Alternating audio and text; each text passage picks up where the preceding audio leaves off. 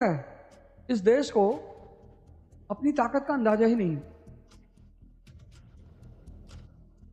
और दूसरा लड़ेगा उसका हंसी उड़ाएंगे लोग, मजाक उड़ाएंगे। वही हम एक टीचर थे, हैं भी, चले गए चुनाव लड़ने, बहुत लोग दिक्कत में आ गए। चुनाव काहे लड़ रहे हो? काहे ना लड़े? तो डाकू चक्के लड़ सकते हैं, हम नहीं लड़ सकते?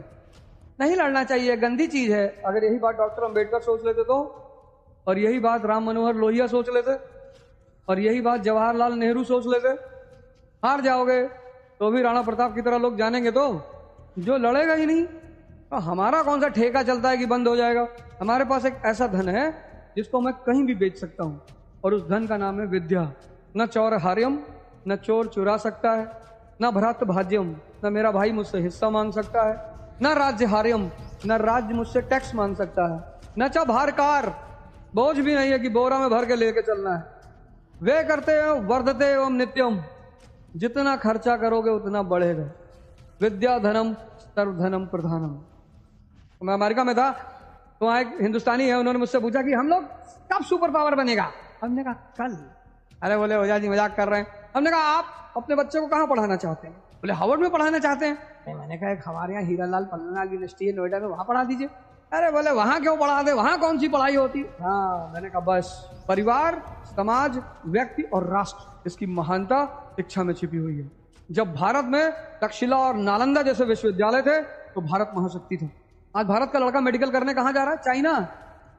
तुम्हारे यहां भी गए होंगे बहुत सारे लोग, रूस, चाइना। सोचो तुम्हारे अपने राज्य में कम से कम 50 मेडिकल कॉलेज होंगे, नहीं है? लेकिन जिनके पास पैसा है वो बाहर पढ़ा रहे। तो जो तुम्हारे अपने राज्य में होंगे कम से कम 50 मेडिकल कॉलेज, चलो 50 नहीं भी होंगे, प्राइवेट 10 होंगे, एक मिनिमम मान लेते हैं, और फिर सारे राज्य मिलाकर कम से कम 300 मेडिकल कॉलेज होंगे भारत में। तो अगर मिनिमम 300 मेडिकल कॉलेज में यहाँ का अमीर आदमी अपने बच्चे को मेडिकल नहीं करा सकता, तो तुम सोचो यहाँ की शिक्षा पद्धति कैसी है। एक डॉक्टर अंबेडकर ने शिक्षा के बल पर अपने आप को दलित से भगवान बना लिया। इतनी ताकत है शिक्षा में, कोई रिजर्वेशन नहीं था।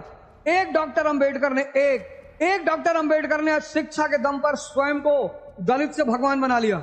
जिस आदमी को लोग क्लास के अंदर नहीं बैठने दे रहे थे, आज लोग उसका मंदिर बना रहे हैं। शिक्षा ही तो है। छोटे छोटे काम मैं तुमको बता दे रहा हूं। पहली बात, चौथा पॉइंट में ध्यान शुरू करो यार। ध्यान तुम्हें मन की गुलामी से मुक्त कराएगा। ध्यान क्या है? मन की गुलामी को तोड़ने का माध्यम। तुमको पढ़ने नहीं दे रहा है, खड़े होकर पढ़ो, यही तपस्या है। सुबह उठे, 4 केला खा लिए, 2 गिलास दूध, 8 ब्रेड। अब क्लास में कुछ समझ में आएगा? एक मुट्ठी भुना हुआ चना लो, इतना जितना तुम्हारी मुट्ठी में आ रहा, मरोगे नहीं तो खा लो, बैठ के पढ़ो जब तक 4 घंटे